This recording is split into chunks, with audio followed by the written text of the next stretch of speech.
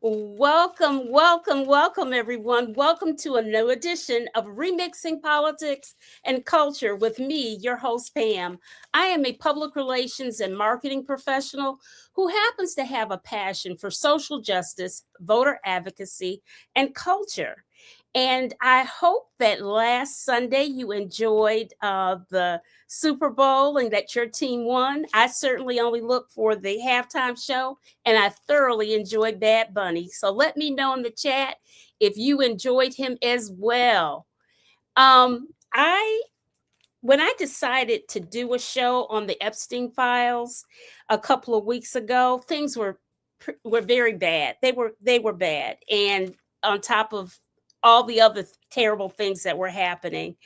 But now, since the latest drop of the 3 million additional files, things have turned out to be downright dark, demented, and evil. And I'm not a person who likes scary movies. I don't watch horror shows. I don't do any of that. But what we're living in now, it's a global horror film where we're all connected to the many institutions, governments, corporations that are involved, and we're all connected. All are connected as one, really.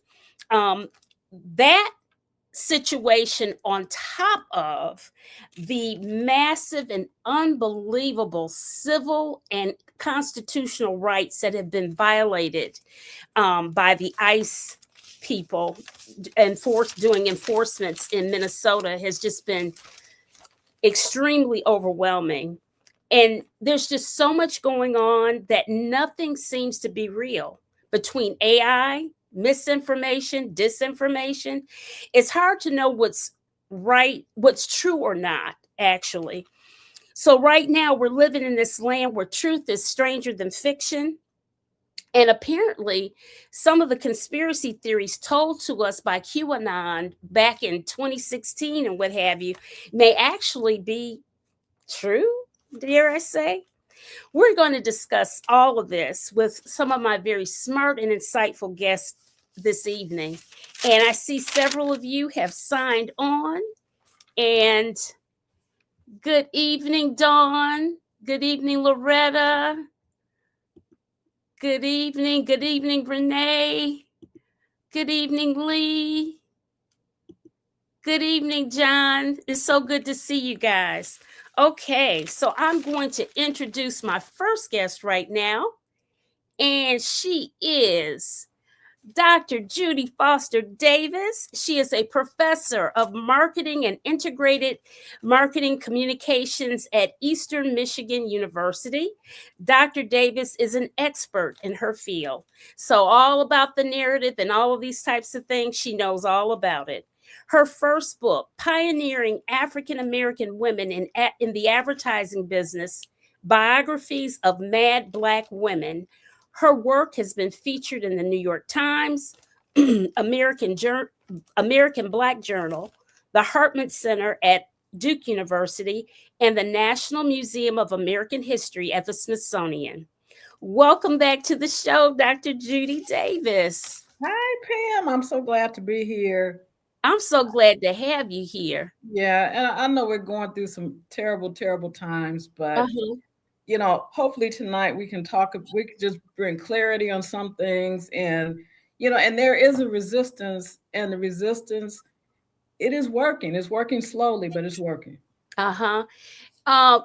Michael Hall, I see you in the chat. Why aren't you on the screen?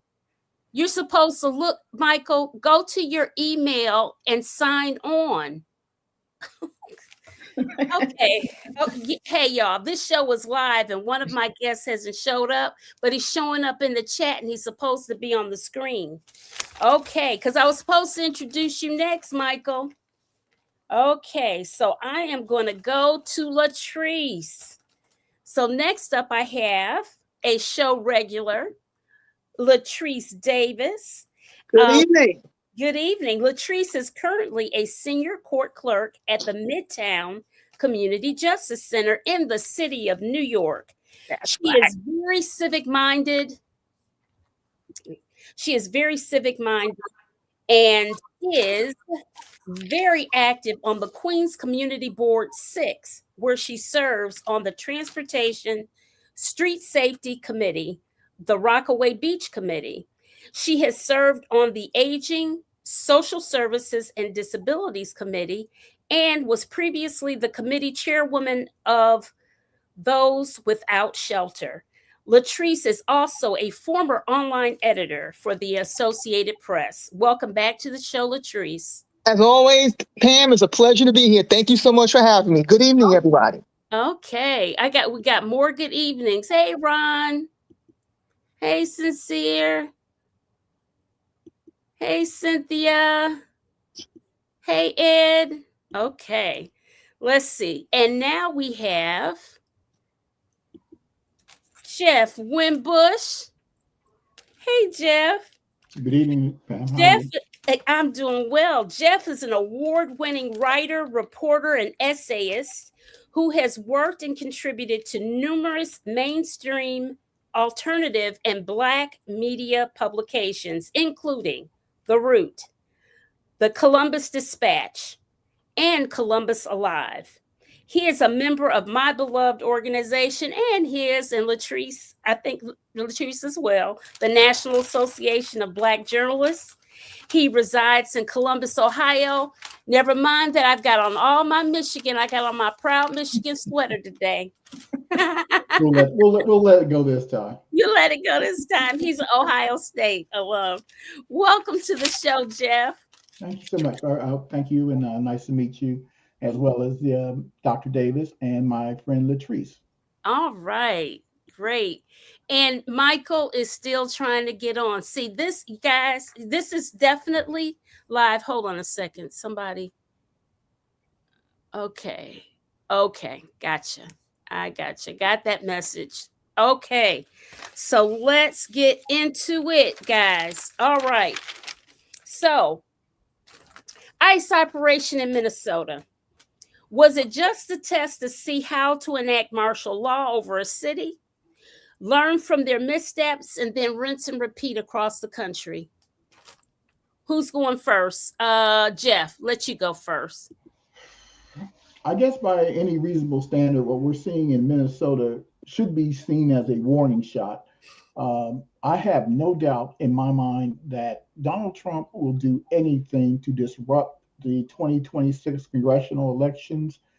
He can read polls as well as anybody else, and he can see that the Republican Party isn't looking too good going into November. So he wants to hold on to his Republican majority in the House. I think they're probably safer in the Senate, but they could lose both. And if he loses both, that will not only put a premature end to his Project 2025 plans, and which is almost 50%, I think over 50% accomplished so far. He will stand a very good chance of being impeached a third time. And this time, if there's a Democratic Senate, it could stick there as well. So I think that what we're seeing in ICE, what we're seeing from ICE in Minnesota, what they're doing, what they did in Los Angeles, what they did in Chicago, what they're doing in blue cities and blue states all across the United States is a prelude for coming attractions. Mm-hmm. All right. Holman says that they're scaling back, but did not say that the program was going to be eliminated. Where are they going to next, Judy? Got any thoughts about ICE? And I definitely have some thoughts about that one, because what I wanted to say going into this conversation tonight is that we are in a literal war. Mm-hmm. And one of the things that crossed my mind when Holman pulled the ICE people out of Minneapolis, and there's all this yay, rah, rah, and I'm thinking, where are they going? So I'm here in Michigan, and I will give a shout out to Jeff. My son is a Buckeye. I know you all love me for that, but anyway, we have just learned in the last few days that there is an ICE administrative facility that has been leased just outside of Detroit. What? Yes. No, they can't come to Detroit, honey. No. They have leased space in Southfield, Michigan for administrative and legal offices. In Southfield. In Southfield. Mm. So, and at the same time, they have also secured some space out in Romulus, and that's out near our airport, Right.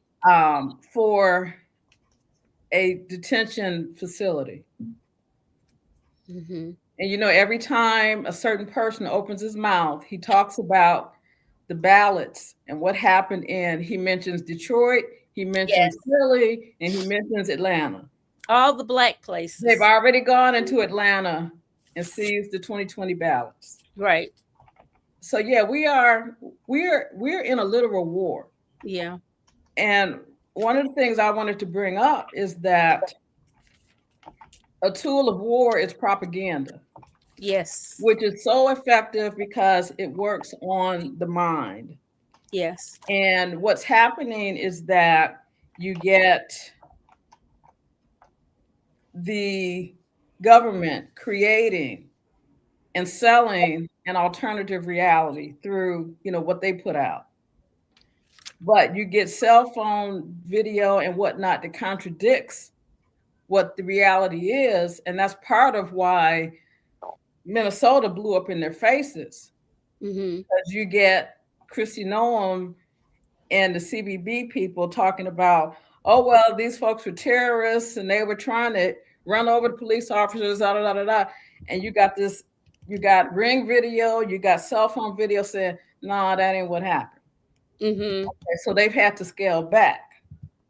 But what I thought was interesting is with respect to this whole narrative thing, I know you're going to talk about Epstein. Yeah, we get to that. Yeah, and when the Clintons agreed to testify, they wanted to do it in public. Then they backed off. Oh, no. Because, see, they want to have a narrative that they can control, that they can manipulate, and that they can put out what they want to put out. And there is so much that you can do now with the AI and the technology that they can just make up a tale. And you got the reality TV star that's used to like creating, what I'll call it must-see TV type stuff to put out this narrative that is just fake. Mm-hmm. So I'm just putting that out as an example. Okay. But yeah, go ahead with the question so others can weigh in. Yes. So Latrice, what are your thoughts about what's going on with ICE in particular? And I'll ask this question to you, and you all can jump in as well. The murders of Renee Good and Alex Pretty, two Caucasian people, really showed me something for sure. For sure. Well, it disrupted the narrative that the government's been pushing. I mean, and while I'm sorry that Renee Good and Alex Pretty are dead, there are others before them whose names, for whatever reason, get lost in the narrative. Not just Keith Porter Jr. out in LA, but you have, other Black and brown people who died last year, the year before that. I mean, so I think what happened was people saw, oh, wow, ICE is turning on its own citizens. And not just that, but white citizens. I think that's what galvanized people more than anything else. And they shouldn't have had to come to that. But I think once people saw, oh, wait, they're going to kill a white guy. And again, he's the prototype, so to speak. He's law-abiding, he's tax-paying, he's gainfully employed, he's well-educated, all these things that they can't say he's a criminal or this or that. Mm-hmm. And it's like, hey, they shot him dead. And if they shot him dead, imagine what they would do to me. So I think it's unfortunate that it took that to wake people out of their slumber. But one thing we are, at least in New York, Governor Hochul is basically, he's come out and said she doesn't want local precincts partnering with ICE in any way. I mean, there are loopholes in that regard, but she's pretty much come out anti-Trump.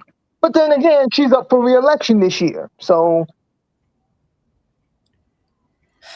I think if I could jump in here, I think unfortunately, what happened to Ms. Good Ms. Good and Mr. Preddy, is something as an African American we've seen for decades. We saw it happen to Rodney King. We saw it happen to Tamir Rice. We saw it happen to Eric Garner and Sandra Bland and George Floyd, and just go down the list. We see it, but until it happens to someone that doesn't look like Black people, doesn't look like brown people, when it's happening to a white woman, a white man, a gun-owning white man who had a license to carry that weapon, a white woman who was driving away from the ICE agent who was filming it and cursing her out. Until it happens like that, I don't think it really gets real for the American population the way it has gotten real now. Minnesota is cold there right now, but it's a hothouse. It's a hothouse where the Trump administration is trying out these tactics and seeing how people will respond. And we're seeing from how the Minnesota population is responding to ICE that is a blueprint on how to fight back against ICE. I'm not saying go out there and fight them in the streets. I'm not calling for armed resistance, but I'm saying there can be peaceful demonstration, basically counter programming. Trump can't say we're making America great again while you're killing VA nurses and a mother of three. That just doesn't sell. And people all across the world, people can see that and judge for themselves, and it doesn't put Trump and his cronies in the best of lights. And they can't say that the narrative, if only they had complied. It's like compliance isn't the issue here. And you mentioned about Preddy being a licensed gun owner. So was Philando Castile. Yes. We all know how that turned out. And he told them, I have a gun. I'm registered. I have a gun or whatever. And they just shot him anyway. Just killed him. And the kids that he impacted at his school were just devastated. How many years ago was that, guys? I think it was about 10 years ago. I think it was just before. Long ago? Yeah, Castile was, I think Obama was still in the White House when that happened. Wow. You know what they say, the more things change, the more they stay the same. The more they stay the same, guys. But So I find it interesting that Trump pulled these shenanigans in Minnesota as opposed to, say, Texas, where his political cronies are. Yeah, but it makes sense because he had something to prove there in Minnesota. He had an axe to grind. Well, yeah, with the governor and the mayor and just elected the mayor. I get that. It was so many Somalis. No, but the reason I mention that is because he's talking about protecting the borders. Illegal immigrants are not coming here through Canada. The thing is with Minnesota, remember, it's the Somalis. That was the big thing. He he learned about how many Somalis were there, and then that was a big blow up for him. Okay, but are these Somalis coming in through Canada? No, they're not. So I mean, no, it's like who's fooling who? It's also a case that that Trump never forgets. He holds grudges like nobody's business. And he has a serious one against Tim Walz, the governor of Minnesota. So this is payback. And they're talking about, they're not sending ICE into Memphis, Tennessee, because Memphis has a Republican governor, even though Memphis has the highest murder rate of any city in the United States. Yeah. So he's picking and choosing the shots, not going to New Orleans, not going to Houston, Texas. They're hitting blue states, blue cities, blue governors. It's more than just disinviting Westmore from a governor's lunch dinner with the president. It's more about he's paying back, and he's still fighting that blue states versus red states, and the red states, they're getting a complete pass in this presidency. Well, let me add something to this conversation because here in this part of Michigan, we're real close to Canada. We're like, it's literally across a waterway, and we can get there over a bridge or through a tunnel. So one of the things that I'm wondering about is how the ICE tactics will change as they go into another area. For example, are they coming to the Detroit area? Because Michigan, for whatever reasons, went for Trump in the last election. But we're a purple state. We've got a Democratic governor. He keeps Detroit in his mouth. Yes. Every other day.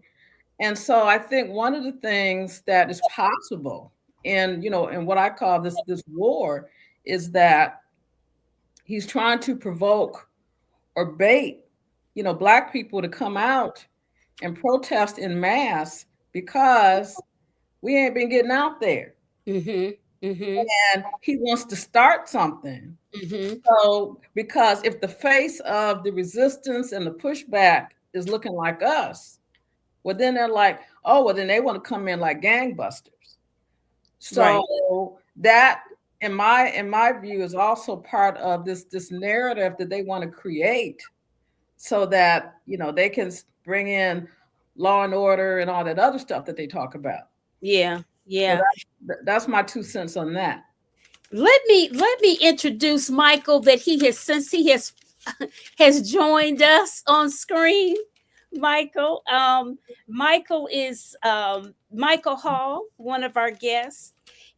For more than 40 years, he's dedicated his life to visual art, design, and empowering creative communities across the globe. His journey has taken him from operating a successful design and construction company for 3 decades to leading international seminars and representing artists whose voices deserve to be seen and heard. Creativity has been his lifelong compass, guiding his work, purpose, and commitment in elevating others. Michael is deeply committed to social and cultural advocacy. Through his involvement with the Poor People's Campaign and animal rights initiatives, he strives to bring compassion, justice, and humanity into every space he touches. Michael believes that art has the power to heal and connect, and don't we need that? Welcome, Michael, to the show. You got to unmute yourself.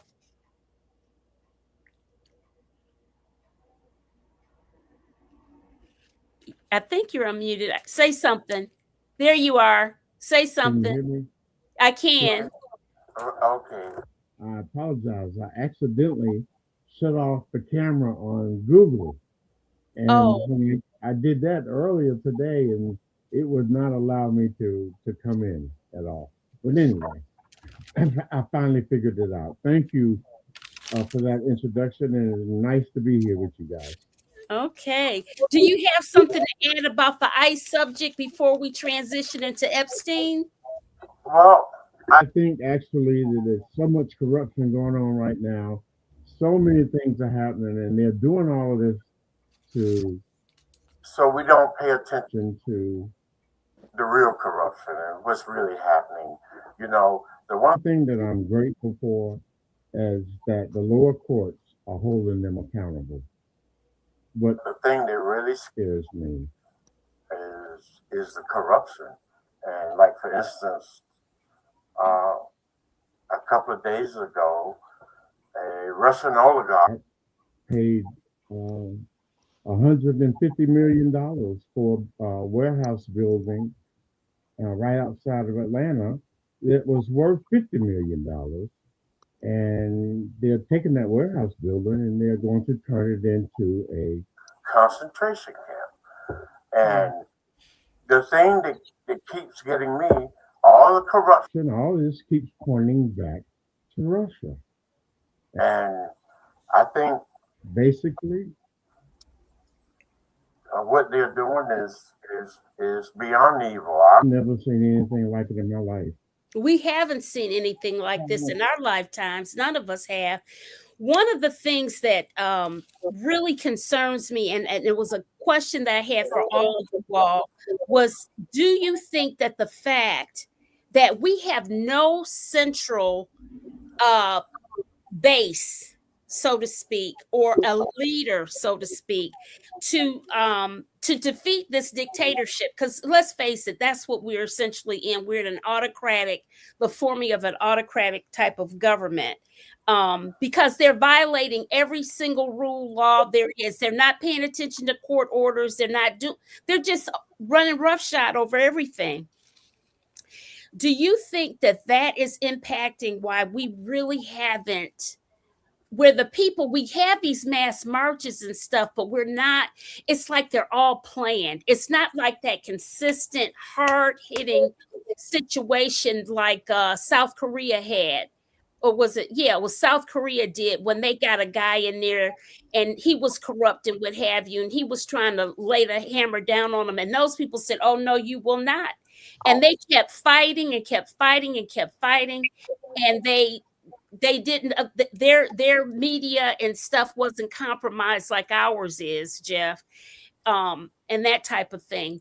Do you think that I don't know if we're angry enough? I think we're. I think we're kind of. Here's what it is like. It's like drinking from a fire hose. Okay, you're getting water, but you're not getting it in a way that you can consume it. The thing about the Trump administration is the 2.0. That's different from the first one. The first one, they were very disorganized. They didn't know what they were going to do. They just kind of bumbled around. And Trump had people around him that would say, "No, we don't do it this way. We can't. We got to do it this other way." Those things are gone. Those people are no. Those he did not. He very deliberately picked people who will never, ever turn on him. Okay, they are flunkies. They are loyalists. They are true believers. They will never invoke the 25th Amendment, no matter how crazy Trump gets. So forget about anybody talking about his cabinet invoking the 25th Amendment. It ain't happening. As far as the pushback, I kind of subscribe to the principle of leaderless resistance. We can't look for any more Malcolms or Angela Davises or Martin Luther Kings or anyone like that to come riding to our rescue. Because what we know happens is when you have leaders like that, the nail that gets fixed up gets hammered down. What they found out when they made Antifa, a terrorist organization, was that there is no Antifa. Antifa doesn't have a building. Antifa doesn't have a leader. Antifa doesn't have a mission statement. Antifa is our people, and that just means everyone in this chat could be Antifa. None of us could be Antifa. That's how you push back. You just can't wait for a person to separate from the fray and say, "I will lead you." Those are the people who are going to end up, gathered up and bundled off to a prison camp down in El Salvador and over some other third world country. They are going to so we have to look to ourselves first. And Black people are not going to lead this fight, but we are part of the fight. I don't believe that we can just say we can just sit this one out, because they're going to come for us eventually. Well, not eventually. They are coming from us. I have not forgotten that apartment building in Chicago that they broke into in the middle of the night, zip tying men, women, and children, leading them out in the cold. And that was nothing but a pure act of state-sponsored terrorism. And we forget about those our own terror. Okay, can I interject about that thing in Chicago? Do you know what happened to those people, right? They filed a lawsuit, didn't they?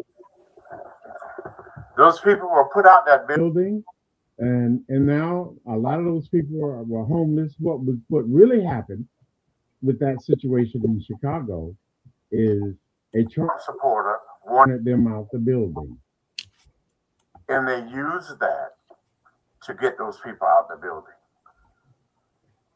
And I've not heard anybody talk about the money and why the Republican Party is literally neutered right now, and why they're allowing everything to happen. What we need to be talking about, these companies, like in what happened in Minneapolis, and what Planeteer, I hope I'm saying that right. And what that company did, and the evil that was behind all of it. All of it is behind behind all of it is money, and behind all of the evil that's happening with the ICE agents and everything is all being trained by the Mossad. And we need to talk about the real money behind this evil. And that money is connected to the state of Israel. And you know what? Before we even get into that, we don't even have. That's a whole nother show. I don't even understand all that Israel thing because, and I guess the reason why I don't is because whenever in my upbringing about Israel, all we think about is Jesus going to visit the land, going to walk where his steps were, or what have you, and yet. And all of this debauchery and horror and terror, Israel is constantly mentioned. And I just, it's kind of mind-blowing to me. Latrice, you were going to say something? Yeah, I was going to say, this is a great segue to your other topic, because with the Epstein files, guess which country pops up a lot? Israel. Israel. So, but I just want to say real quick regarding ICE, I think, like Jeff alluded to earlier, and Dr. Davis, basically Minneapolis was like a testing ground to see what they can do. I don't see them trying that in New York. However, I wouldn't put it past Trump to do something in New York. As I mentioned before, Governor Hochul has pretty much said she doesn't want local police cooperating with ICE. Mm-hmm. But at the same time, again, like there's no legal loophole like to enforce that. But she has come out and said she doesn't want police working with ICE in New York State. But again, she's got an election to campaign on. As I've said on many occasions, New York is not as liberal as some people like to think it is. She barely won last time around. I think she has a shot at winning this time, but then who knows what her opponent is capable of. So I just wanted to say that real quick. Okay. All right. Well, guys, we're going to transition into the Epstein files. And so if anybody has any little kids around or kids under the age of adulthood, they should leave the room, because let me tell you, I have never in my life, and I pray to God I never, ever, ever hear about crap like this ever again. But this thing with the Epstein files is so foul. And yet the only people that are getting really punished or anything are overseas. You got a whole prince. Yeah. Whole prince that lost his whole title, got kicked out of his home, and all of the things. And and what are we doing? We see this stuff all over the place. I've got a few clips that I want to share with everybody. That's not the right one. Let's see here. That's not it either. I've changed this. Here it is. Okay, hold on. Let's share something with you. Let's see.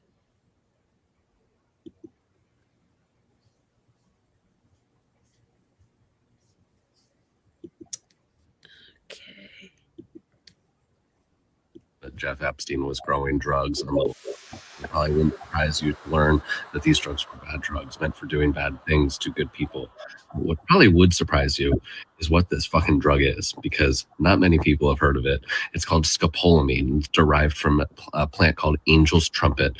And he has one email asking somebody to check on his angels or on his trumpet plants. And he has another email that is sharing an article about what people in Colombia are using the drug that is derived from Angel's Trumpet to do to other people. And this is where it gets crazy, because when people ingest or inhale this drug, which is called scopolamine, they all of a sudden lose their free will. An example story: put in your ATM number, take out all of your money, give me your car keys and give me your house keys, and then go and lock yourself in that dumpster over there. That's the type of thing that you can say to somebody, they'll do it. And then they won't know that they did it. They'll wake up the next day and they'll go, why the fuck am I in this dumpster? Why don't I have my car keys, my house keys, and no money in my bank account? You can only imagine what was being done with this drug on that island. It probably wouldn't surprise you to learn that Jeff Epstein was growing drugs on Little St. Jeff. And it probably wouldn't surprise you to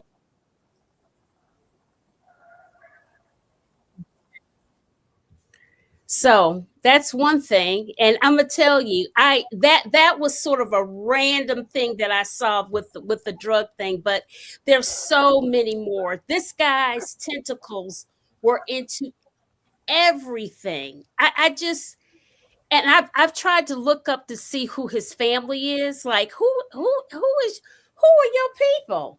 Because Well, he has a younger brother. That I know. yeah, he has a brother. That's all we know, and his parents are dead, but it's just so bizarre.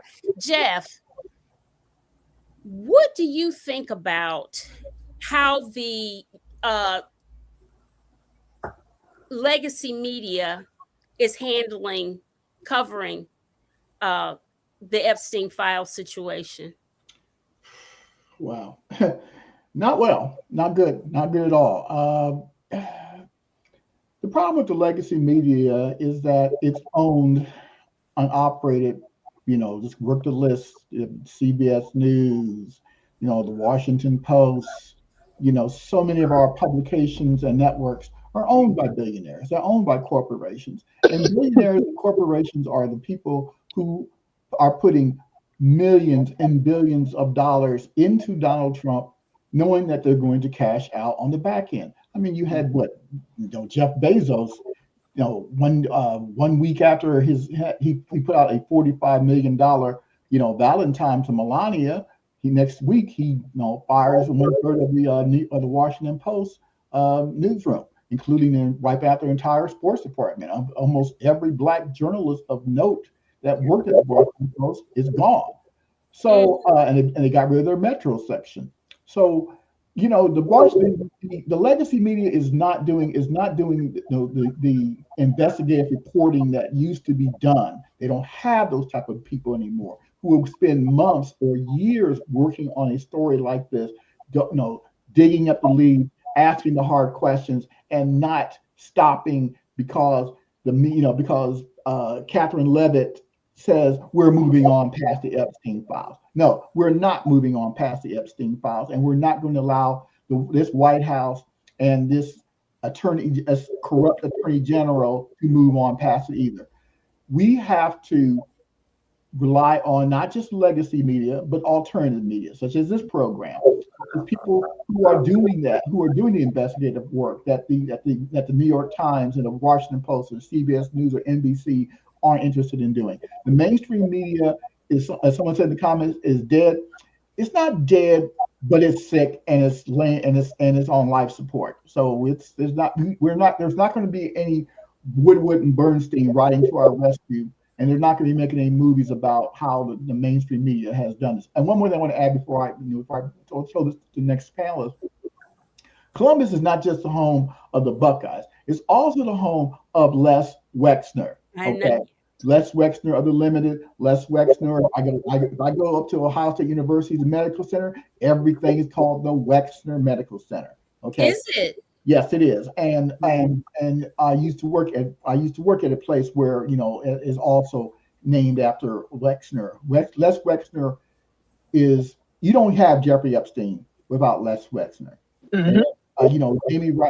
Congressman Jamie Raskin, when he was asking Pam Bondi questions, he specifically asked her about why his name had been redacted from the files until they put it back in. So that's something that I would expect my local publication I work for, the Clemson Dispatch, to look into, but I don't expect them to. Mm-mm. And I want to jump in and piggyback on what Jeff just said, because he's very much right. That's a local connection right there. Leslie Wexner was a CEO of a corporation. Was this corporation publicly traded? If so, that's a Wall Street story. So, I mean, there's many angles to come at this from. Okay, Jeffrey Epstein obviously was tight with Bill Gates. Microsoft And again, we all use the product. It's world renowned for better or worse. In fact, it was the target of an antitrust lawsuit back in the 90s. So the point of me saying all this is that I think legacy media is asleep at the wheel because it's a shell of its former self. You don't have the staff, you don't have the funding, you don't have the resources. So, of course, all these loose ends that we're bringing up now are going to remain dangling because there's no one there to connect the dots. That's right. That's right. And I wanted to jump in too and piggyback on what Jeff was saying, rather, because not only did the Washington Post get rid of the Metro section, they also got rid of their international staff.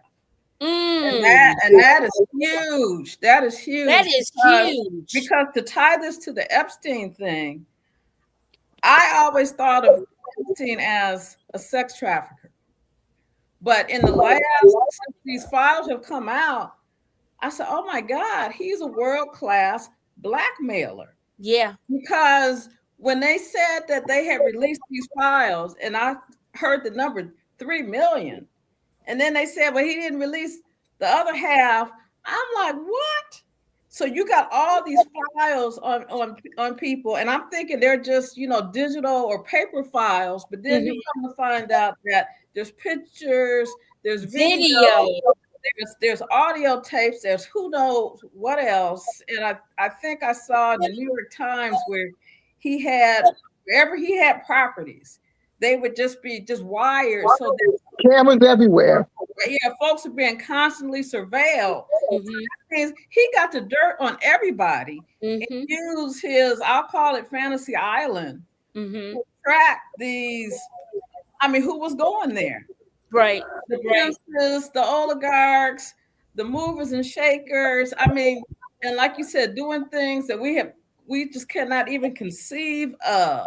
Right. And so he got the goods on everybody. Yeah. And so that's why I think that whole international branch going from the Post, that's horrible. Everybody just caught up in this. The ones that are over in Europe and the Middle East, that their people have gotten caught up in this, there are some consequences. But over here, we're just like, oh, we're just going to move on. Just like, oh, it's Tuesday. Let's just go, And also another thing I want to say regarding that, like you see these names popping up, another area in which media is dropping the ball is the context is missing. Like I remember reading about this artist Chappell Roan dropping this agent because his name showed up in some email exchange he had with Ghislaine Maxwell 20 years ago. Okay, I get the optics of that, but what I want to know is, was this agent messing around with little girls? Right. Because if not, then like as y'all saying, this is all just a distraction. Like, okay, he had an email exchange 20 years ago. Here's the thing. Did he know then what we know now? We don't know. We just know his name pops up in the Epstein list. And you've been seeing that with quite a few people. It's like, oh, their name is on the list. It's like, well, okay, but were they messing around with little girls? Were they on that island? Like, in what context? Girls. What was that? Let's be factual. It's not just little girls. Majority of the little boys were involved too. Unfortunately. Okay. I don't know if any of you guys heard about the Sasha Riley interview. I heard the whole thing. I heard the entire. It disappeared off the internet. First, it was on Substack, and then it disappeared not long after that. But the original post came out from a journalist out of Canada. I heard the entire thing. It was the most horrific and the most evil thing I couldn't even imagine it. I couldn't even imagine it. Yeah. The bottom line is they have the evidence. The evidence not just with little girls and little boys. The things they were doing were downright evil. And they were so evil that I believe the reason that we can't get to the bottom of everything, and because everything is so quiet, because I believe it's so powerful that it's going to take down the free enterprise system. I think it's that powerful. I think we're seeing a shift But I think we're seeing a major shift, and I don't see The United States. recovering from this. The bottom line, And the corruption is so bad. You know, if you heard that interview, you know the people that's involved. I mean, people on the Supreme Court, people that's in government and officials in the Republican Party this have visibility. you know, It's unbelievable. But there's no way you can listen listen to that. It was over an hour. and not come away highly affected because I mean, I just never imagined. I've seen scary stories. I've seen all kind of things on TV and the movies, but this is unbelievable. This is unbelievable. And if these people did that, then they deserve what's coming. They deserve it because, you know, I can see why they running so hard. You know, I would run too if my name was on that list. You know, and one of the things that I think is very unfair about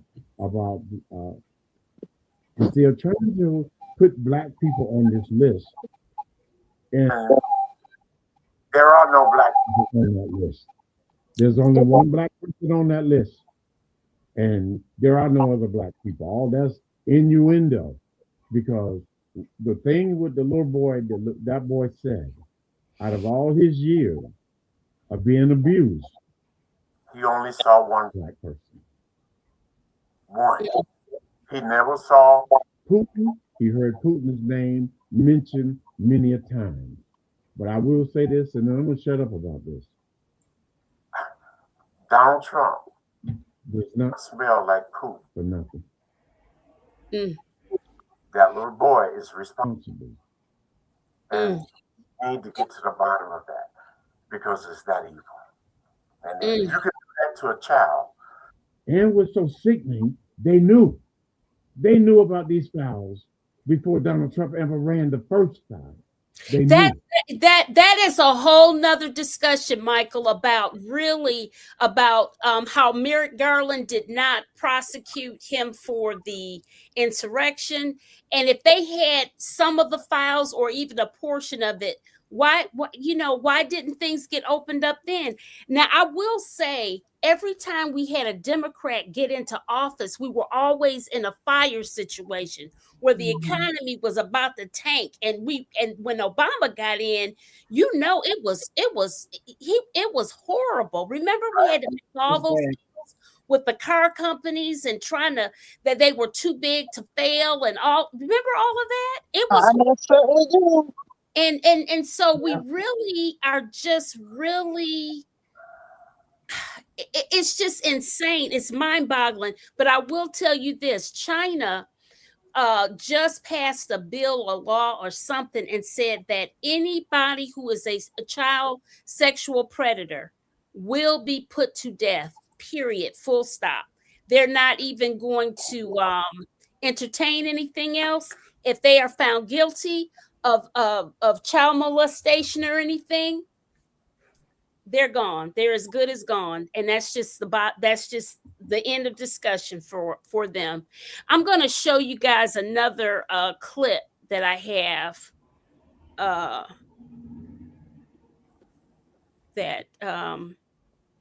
Let's see here.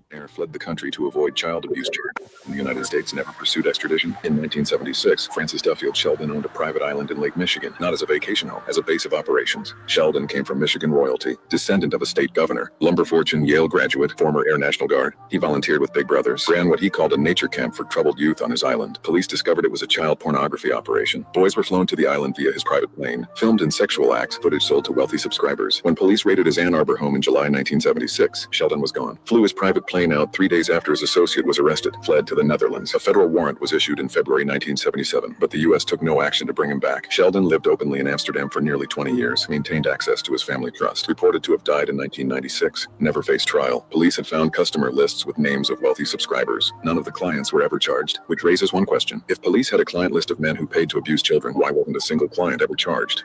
Do you remember when a Yale-educated millionaire fled the country to avoid child abuse charges, and the United States never pursued extradition? In 1976, Francis Duffield Sheldon owned a private island in Lake Michigan, not as a vacation home, as a...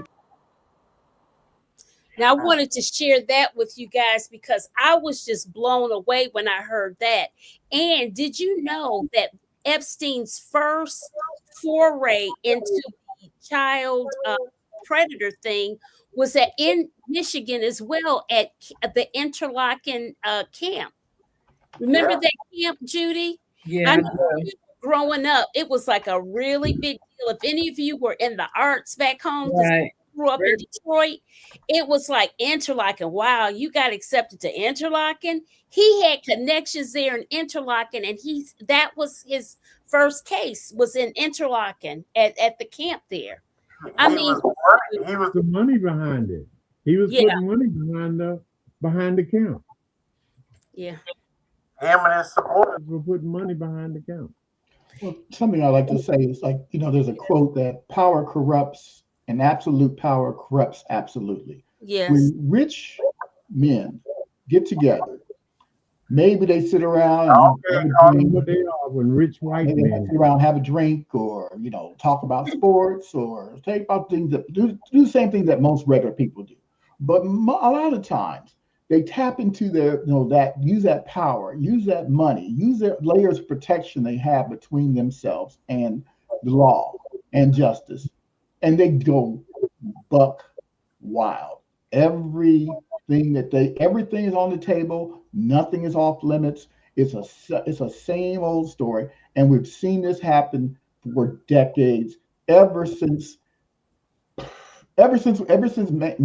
human beings have been around, there have been those who prey upon others because they feel it is their privilege and it is their right. They do it to women, they do it to children, they do it to other men. There's nothing brand new about Epstein except the scale of it and how many name brands are attached to it. Usually they are a lot better at covering their tracks in this way. But Epstein lived a lot. He was flamboyant. He wasn't shy. He was a freak, and he had lots of friends that were just as freaky and freakier than he was. And I'm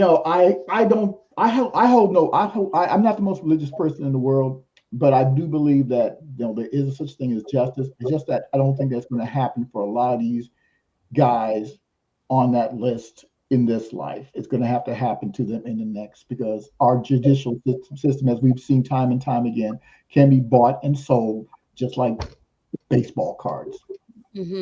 Yeah. And slow as well.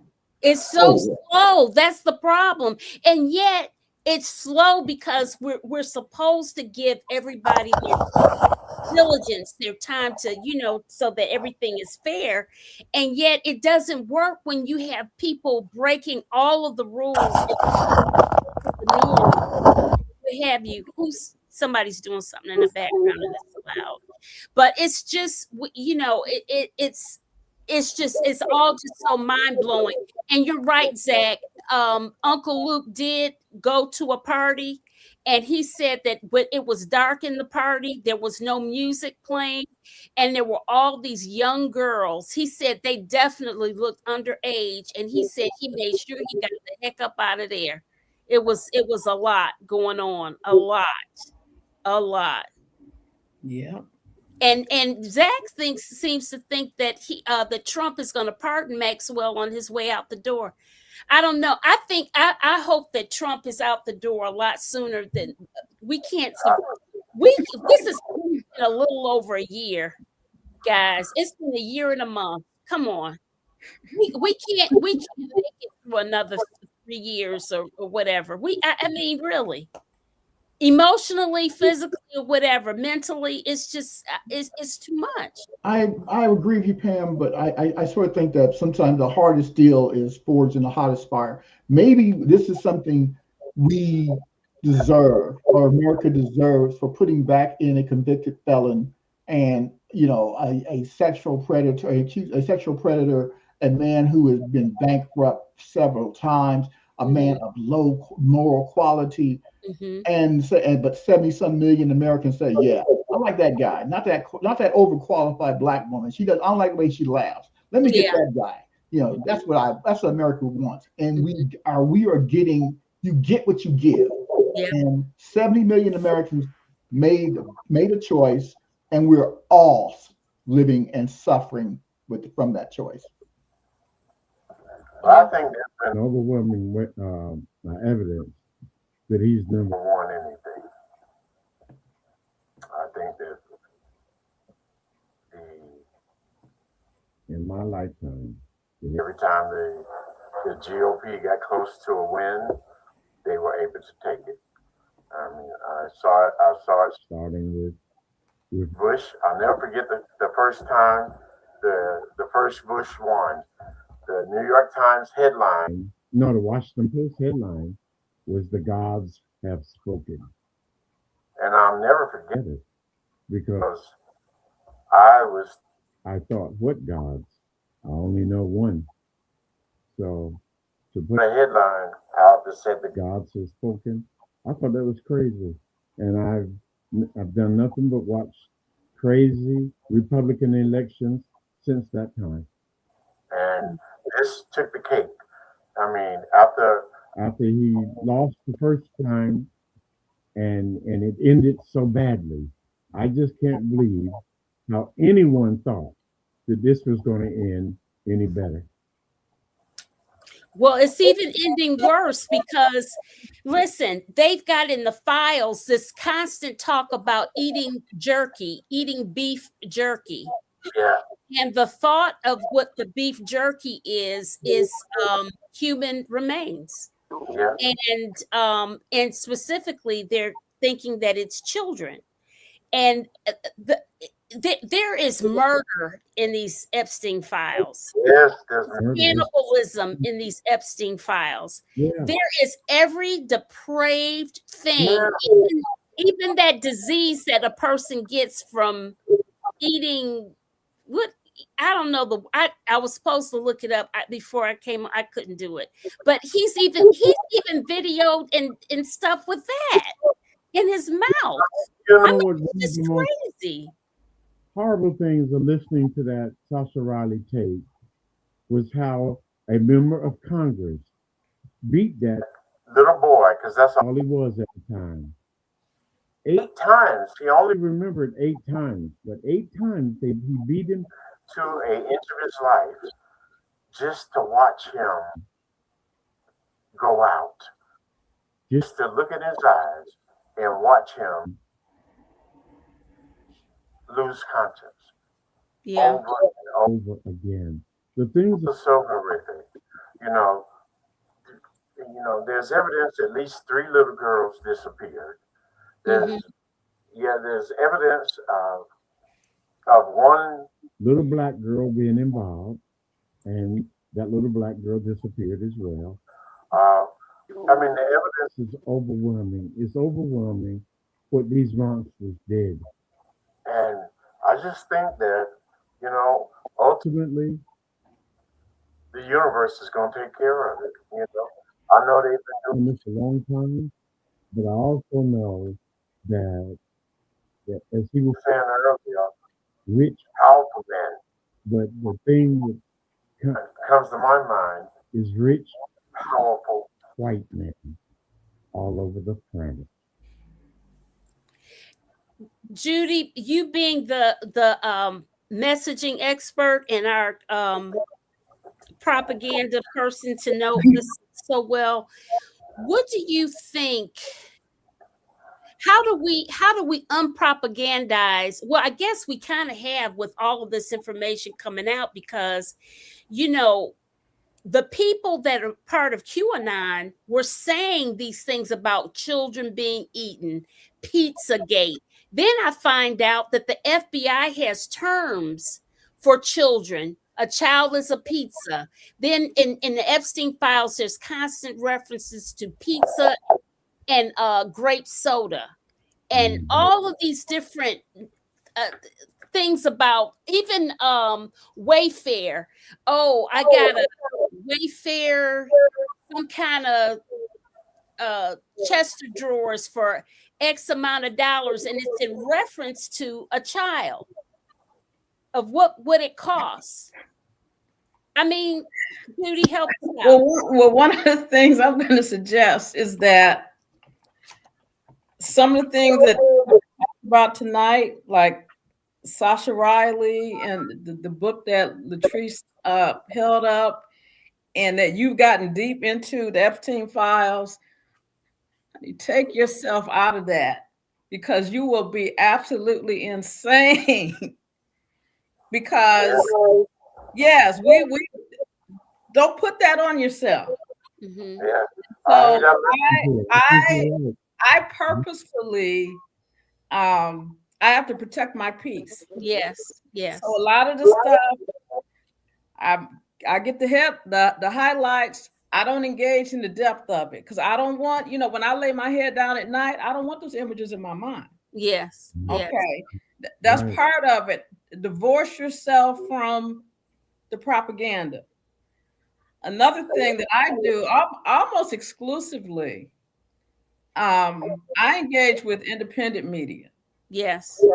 And that's one reason why, they came after Don Lemon and whatnot, because they want to silence the independent journalists. There's a lawyer that has a show called Democracy Docket that talks about Mark Elias. Right. Mark Elias, legal ways to provide the resistance. And I'm not going to say that any of this is easy. It is not easy. It's a journey. Mm-hmm. But when you look, you have to look back, and some of this stuff is biblical. Mm-hmm. There's more of us than there are of them. They can't take out everybody. Mm-hmm. Okay. So we just have to do what we have to do to protect ourselves, number one. And number two, pick a lane where you can do what you can do. Like, for example, Pam, you do this show. Okay. Mm-hmm. I know it's not easy putting together a show, not every week, but most weeks of the year. It's a lot of work. And it's also, like I could tell you were sending a message earlier, and I kind of felt bad for you, because it's like you were like internalizing this. You cannot do that. Right. And right. like and Michael, I know that. And like Michael was saying, we have to believe that there is a God that loves justice. Yes. And there's things that's beyond us. Yes. And we just gonna have to we're gonna have to turn it over. Mm-hmm. But in the meantime, we have to stand with our community. We have to take care of one another, because one thing, at some point, the Grim Reaper is going to come along. None of these folks that are perpetrating any of this stuff is going to be here forever. That's right. Thank God they won't be. And that's all the advice I can offer. If you're looking for solutions, that's the best I got right now. Mm-hmm. I'd like to add one more. If I could just add. Hold on, Michael. Let Jeff speak. He was. I'm going to have to get ready to leave this very interesting discussion. So I want to thank Dr. Davis, Sister Latrice, Brother Michael, but most of all, thank you, Pam, for extending this opportunity for me to come speak to you and your audience. I just want to say I agree with what Dr. Davis said. Self-care is not selfish. You have to be careful of how much you take in. It can be exhausting. It can be depressing. It'll make you want to crawl into a bottle and never crawl and come back out, because the world can be so ugly and so much wrong is going on. But when we discuss it, when we talk about it, we don't always have to agree with what everyone else is saying. There's just so much happening here with Epstein files. We don't want. I don't want to see the videos. I don't want to see the pictures. I don't need to know all these details. I know that this is an evil man, and he had evil people around him, and they did a lot of bad things to a lot of people who did not deserve those things to happen to them. But when we discuss it, when we keep this thing alive, when we demand answers from our elected representatives, Republican, Democrat, Independent, I don't care. It's not about parties. If Bill Clinton is guilty as Donald Trump or Les Wexner or some of these other people seem to be, he can go too. All right. That's right. I'm not playing. I ain't playing no favorites here. Me either. So, That's right. Just so when you need a break, take a break. Go outside, touch grass, play for puppy. You know, I know, eat a piece of chocolate. Do something good to yourself. Be good to yourself, but don't give up the fight. Do what they don't want you to do. Stay woke. Don't let them pull the okey doke on you. We can handle this. We will get through this together, as we always do. Not the politicians, the people. We got the power. All we have to do is lean into it and embrace it. I want to thank everyone for your time tonight, and I hope Brian invite me back soon, Pam. Absolutely, and it's at that time. A pleasure hearing from you, Jeff. Thanks for stopping by. Good talking with you. Yeah, I'm so glad to have all of you guys. The audience was very engaged. Guys, share this video. Hit the thumbs up, like it wherever you're viewing from, whether it's Facebook, YouTube, or LinkedIn. And if you're on YouTube, please subscribe to my channel. It helps me grow and it helps support putting these shows together and whatnot.